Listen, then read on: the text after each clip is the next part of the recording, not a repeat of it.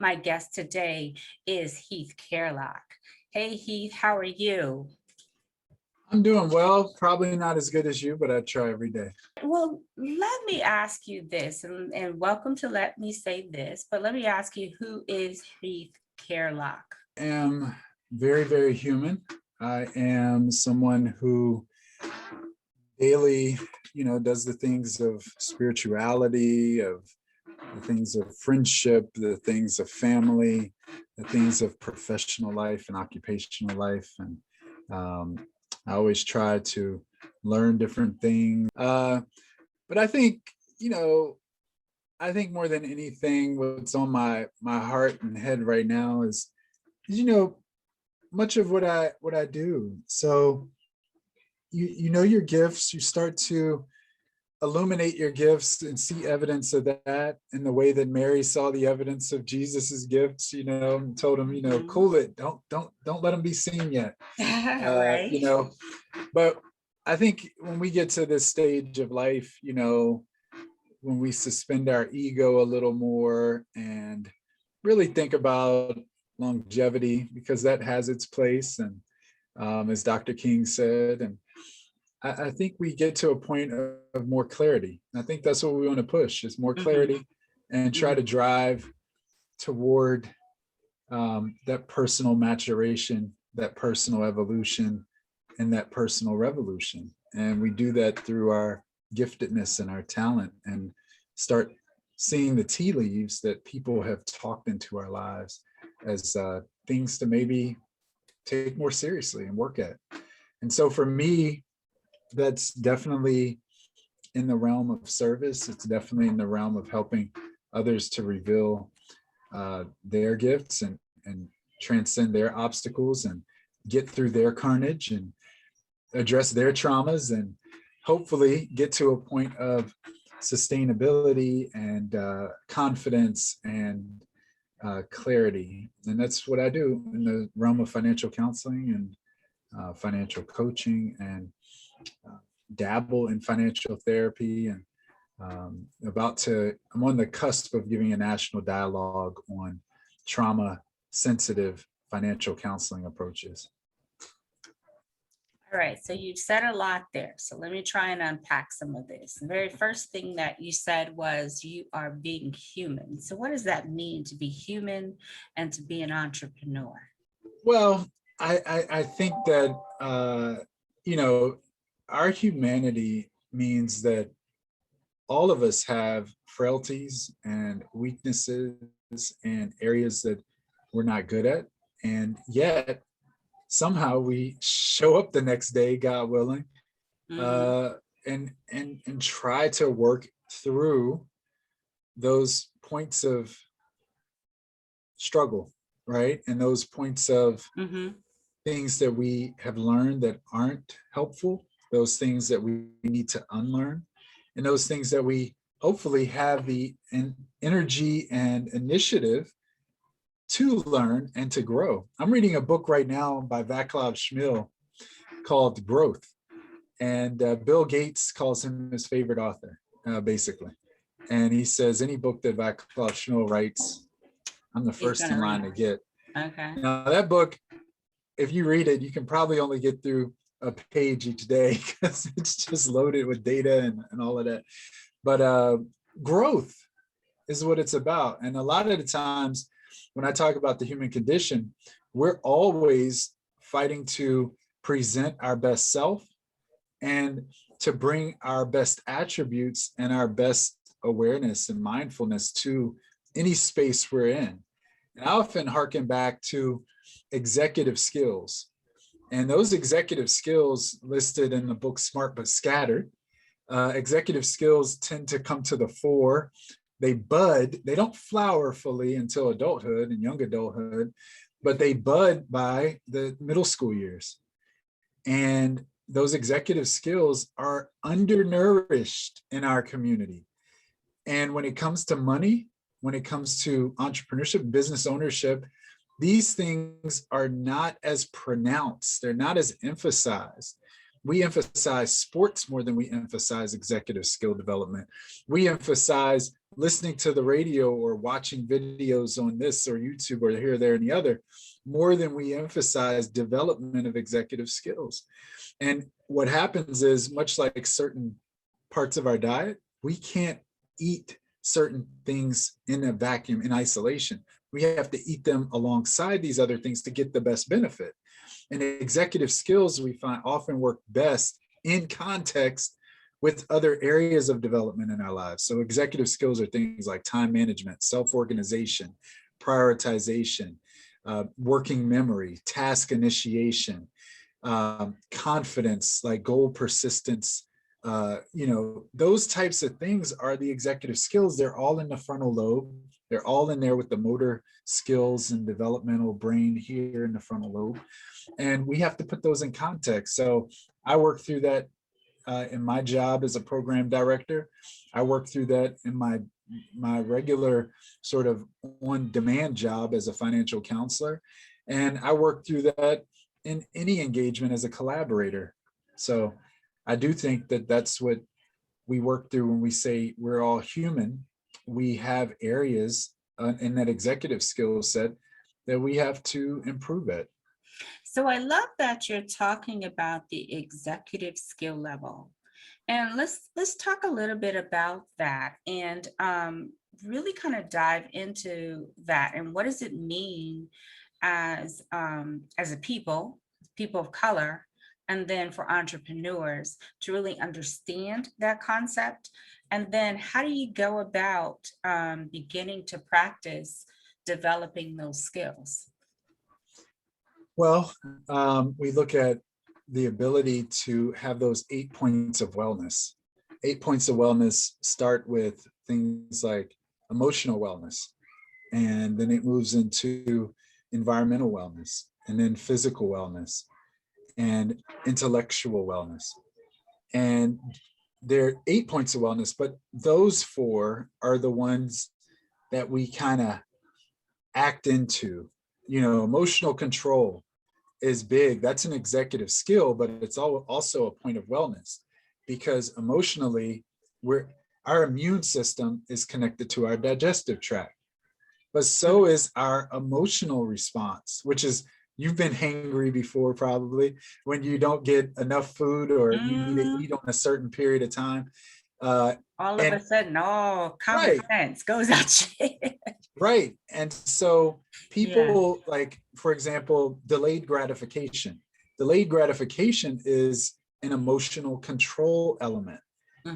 It's an element where we have to exhibit characteristics of control, forethought, planning, and sort of delay urges. And so when we do these things as entrepreneurs, when we do these things as leaders, it comes at a cost. It comes at a cost of suspending our ego, putting that aside. I mentioned earlier, we're at the point in life, in the stage in life, Tisha, where it's really important for us to start plotting and planning more like a chessboard than an immediate game of slapstick or just throwing cards down. We have to be more methodical and strategic in how we think. Now, the last part of that, the back 9, so to speak, if you play golf, of those 8 points of wellness would be spiritual wellness, would be financial wellness, occupational wellness, right? Those types, and social wellness. Who are our friends? How do we invoke our spiritual life? Some people aren't religious. That's fine. Everyone still has spiritual life. If you take walks under the stars, or if you paint and do art, or if you sit by the river, those are all spiritual experiences, let alone environmental in some of these. But that occupational wellness, we're always in a quest to grow. And like I said, Vaclav Smil talks about that, so many other authors do, but we're all in a quest to grow. And from an entrepreneurship standpoint, especially for those people who are consultants at their craft, or who are artists, or who are all about producing things, whether that's content. I was speaking with a social media strategist yesterday. They were focused on content development and amassing that. We have to get to a point where we're growing, where we're methodical and strategic. And a lot of that has to do with how we develop ourselves professionally. What are we taking in, right? We have to also be sponges, because so many of us are squeezed. And when you're squeezed, you're not taking stuff in, you're giving all your effort and energy out. And I'm sure you understand that. Mhm. And your other guests who sat in this chair have also understood that. So Have understood it very well. Absolutely. Very well said. Thank you. You mentioned tea leaves mhm. and the tea leaves that we have all been exposed to throughout the course of our lives. So talk about some of the tea leaves that you've been exposed to. And then what does that mean for a person? What does that mean, the tea leaves? And what should people be looking out to, listening for, to help them guide them along their entrepreneurship journey? I appreciate that question. I think it's wonderful. And I think all of us have gifts. And Mhm. I think those gifts are paramount. And sometimes we're a little slow to acknowledge the giftedness that we have. And sometimes it takes people to help us navigate through our strengths. Sometimes it takes taking an L, a loss on something Mhm. else, some other opportunity. And, I think back to Nelson Mandela and 27 years in captivity there, and detainment. And I think about the fact that you can be locked up for 27 years and come out still in your best form. That means that truth crushed the earth will rise again, right? The Yeah, Bible is right. yeah, You shall reap yeah. what you sow, So, right? right. And we shall overcome, the great words of Dr. King there. But I do think the truth is in you. And when push comes to shove, if you don't give up on yourself, if you give yourself a chance, you keep putting yourself in environments to be acknowledged through networking, you keep putting yourself, stretching out of your comfort zone sometimes, because sometimes the breadcrumbs of who we are actually when we step out of our comfort zone, or when we take on a hobby or a task that Mhm. doesn't look like something we've really found ourselves in. You might find it going golfing. You might say, I would be the last person you find at a country club. And you go golfing at one time and run into somebody who gives you that conversation you've been looking for. And you're like, maybe this place wasn't so bad after all. Because let me tell you, I love some golf. I do. I still don't know how to keep score, but I love to play. So, couple more questions for you. Um, a lot of business owners have a really hard time finding their niche. I know I did for the longest time, because I can do lots of different things. So I couldn't quite figure out, well, what should I do? And I know there are other people that are in that same boat.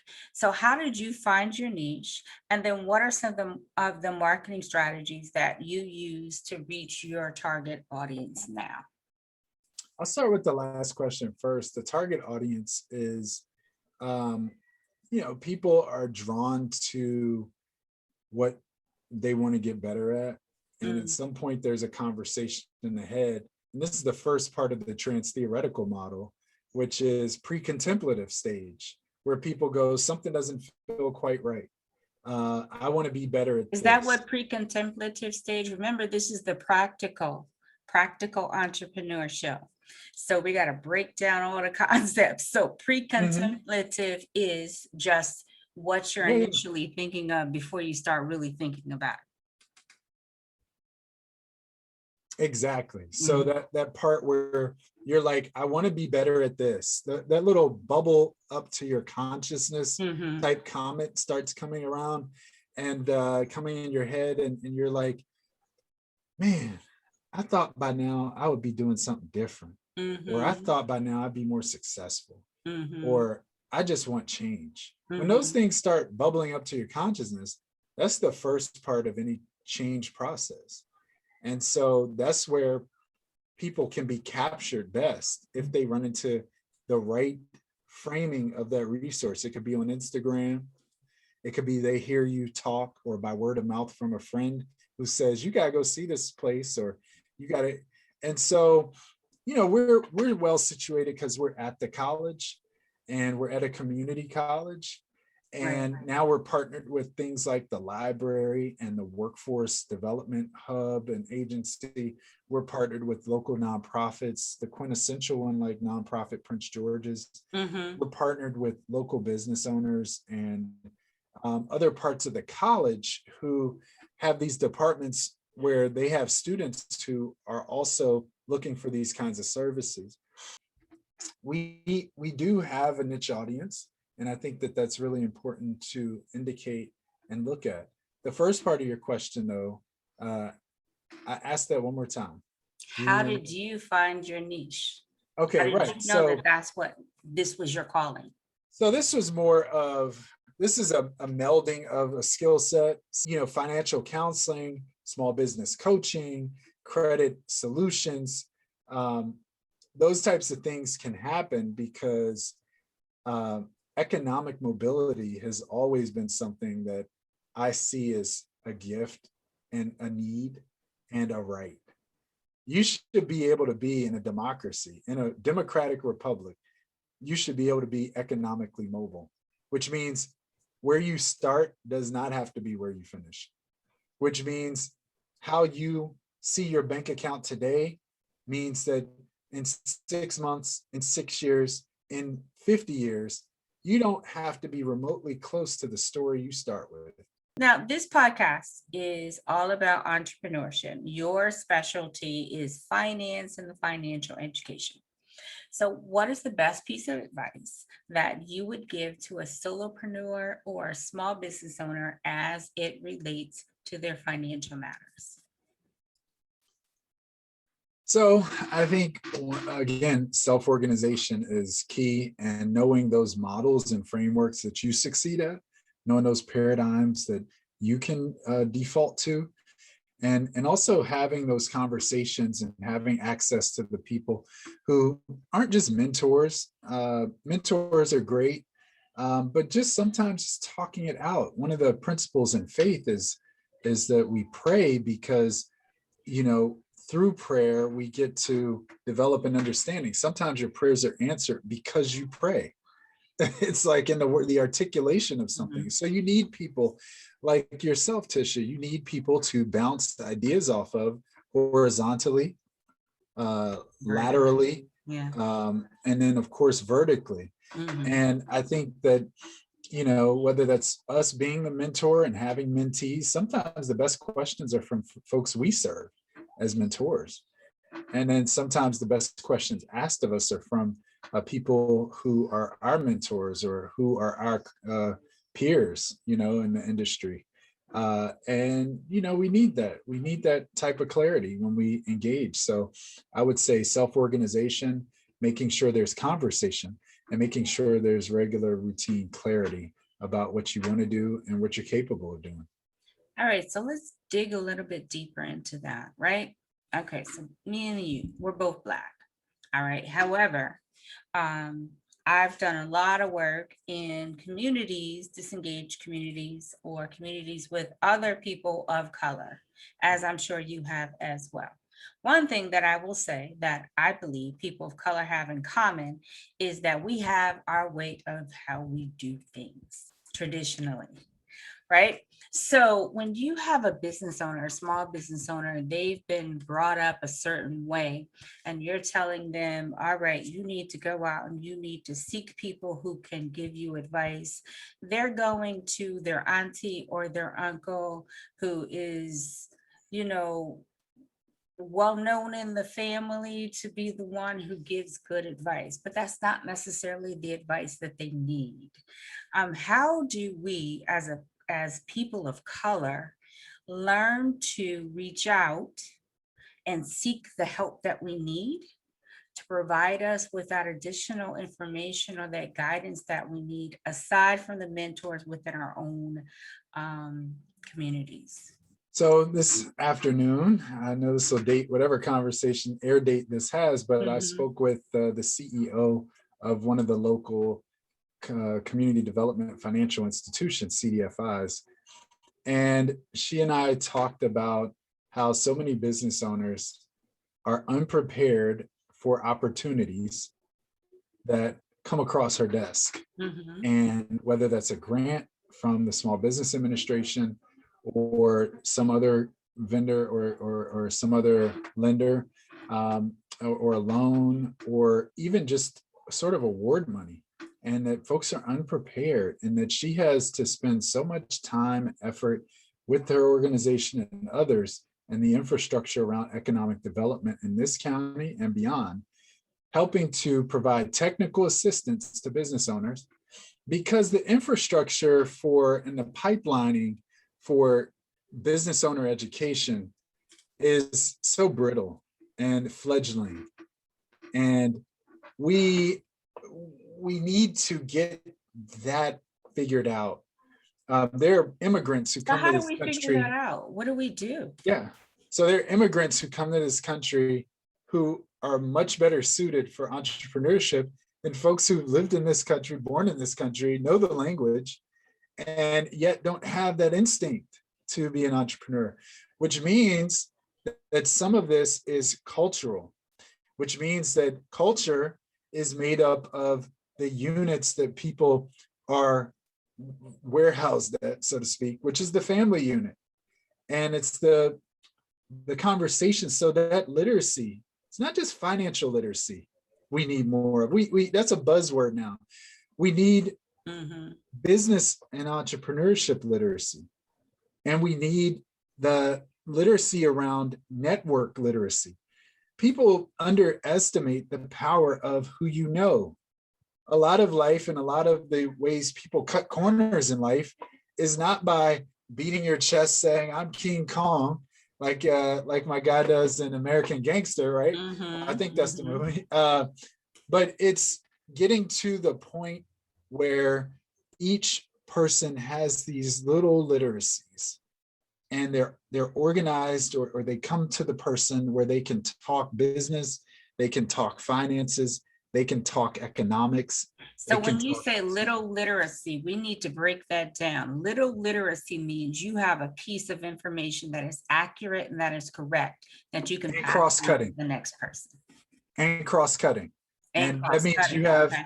breadth and depth, enough depth, like a type of depth where it's conversational depth. It's interesting that we can have this level of exchange depth. That doesn't mean we're experts, but that means we're literate, right? You don't have to, in order to speak English or write English or any language, you don't have to be a phoneticist in order to know the language well enough to have some fluency and literacy with it. And I think that's what all we're asking. What's a balance sheet? What's a budget? What's a membership association in this category of industry that you're talking about? Okay. What are the tenets of this sector? Those are the little literacies that are soft, very soft skill, in the soft skill range, that people don't concentrate or exhibit routinely. And so we need to build that. And what if somebody's a late starter? What if they are 45, 50 years old? They're now going into entrepreneurship. They were not primed in their middle school age to understand these literacies that you're talking about. What does that person do? Well, my advice would be do what you normally do. Go to the places where these people are. If you go to a zoo and the koalas are over here, the pandas are over there, the lions and tigers are over there, you get that map and you go there. There's no point in being at the zoo and going, I'm at the zoo, but I didn't see any of the animals. You go where the animals are. And so the same thing about business. There's a wonderful book called The Wow Factor, and it goes over how to do cold calls and how to get to the person you want to know. And one of the little secrets I can share about life is that if you want to talk to somebody, don't call and go, is Miss Tyler there? You ask by the first name. May I talk to Heath, please? Now, a lot of times, if the person is special, they're going to have gatekeepers. They're going to have folks who tell them, Tisha's in a meeting. Miss Tyler's in a meeting right now. Mm-hmm. If you say, hello, I'm looking to talk with Tisha. Is she Mm-hmm. available right now? Yes, who's calling, please? Mm-hmm. Oh, well, and then you explain, and then boom, they might put you through. Mm-hmm. But that's a much more confident way. Everyone responds to confidence and familiarity better than they do passiveness, shyness, and sort of, I don't know what's unawares, right? So that's a really good tactic. So that's from the wow factor. But that's what we have to do. We have to, take a chance on ourselves. Take a chance on ourselves. I like that. So tell me a time that you took a chance on yourself. I'm sure if folks do the internet research on me, they'll find that I had a sojourn throughout the world where I Yeah, I taught. saw that you were part of the Toilet Academy. Well, that's not the name of it. well, the truth is, I started off as a national park ranger in uh-huh, Texas, and I uh-huh. did presidential history and Mm-hmm. American history and American government. So I was at the presidential site for Lyndon Johnson, who was arguably the president who most people know by Viet Nam, others know Mm-hmm. by the civil rights movement and his Right, legislation on housing rights right, and right. such.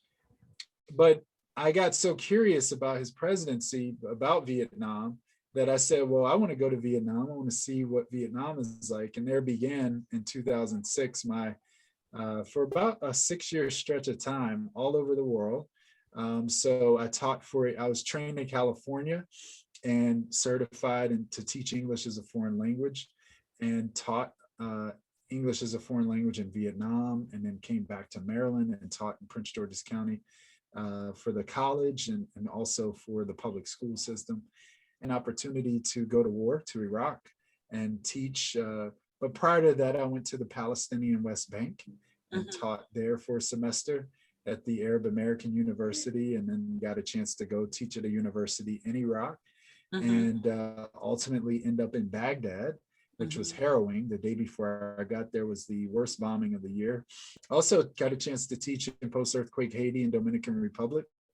Obviously, after the earthquake, next to war, Right. a natural disaster, and sometimes by itself, a natural disaster can exceed the carnage and sort of troubling nature, more so than war sometimes. So he got a master's degree from President Clinton's school, and then went back into the field to work on, as you say, global sanitation with the UN Millennium Development Goals. Yeah, I'm sorry. I called it the Toilet Academy. Yeah. No, it's actually called the World Toilet Organization. Okay, so I And was close. I was close.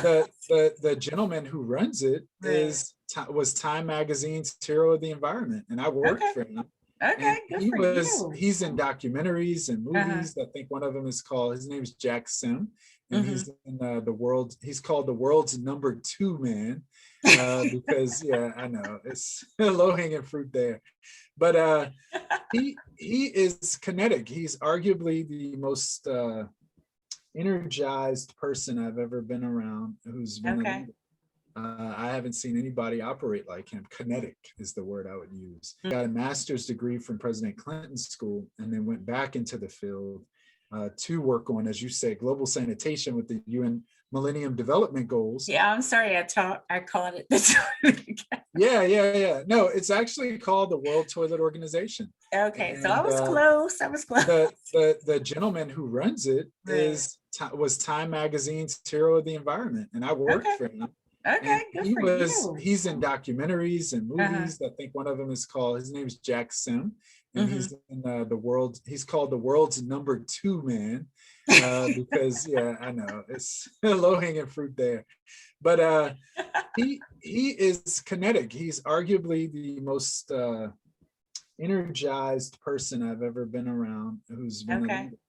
I haven't seen anybody operate like him. Kinetic is the word I would use. And Mm-hmm. so you can learn from people as you work with them, for them, and they can become mentors and sort of stimulate your growth. I believe that mental health is something that we should always talk about. So I always make sure that it's a part of my conversation when I'm talking with entrepreneurs. So what strategies do you employ to care for your mental health? Well, since you asked, I I did. believe I believe that we're all responsible. Some of us have an edge on that because of, in this case, it does matter um, what has influenced you in your previous years. What came along?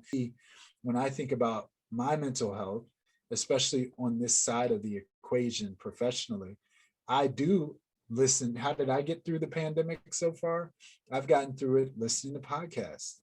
I've got through it listening to speakers on TED Talks. I've gotten through it listening to different presenters through professional development platforms, right? And so I've tried to enrich myself during this time because other people's stories have value to how you might wage your own standing in this lifetime.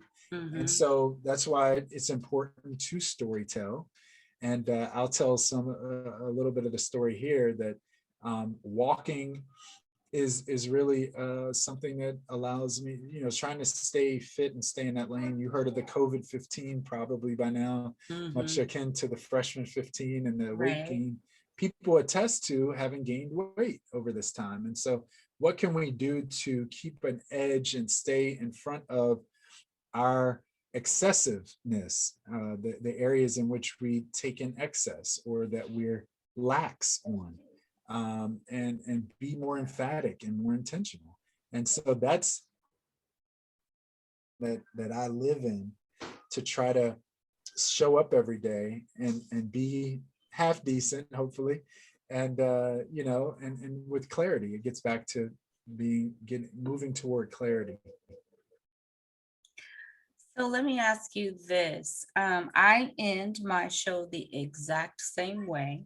The name of the show is Let Me Say This. So I ask all of my guests to frame it this way: let me say this, and then leave us with your last parting words or thoughts or quote, whatever it is you want to say.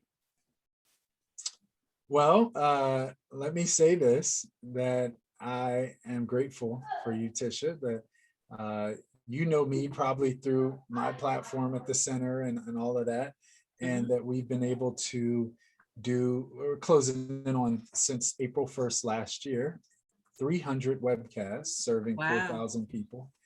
And, we've launched into a new innovative space that is a small group model where people get to do journal entries, and they also get subsidized. I pay them $250, and they have that opportunity by completing the journal entry exercises and getting better at their money habits, and being more focused. And again, approaching that level of clarity and improvement, self-control and self-regulation.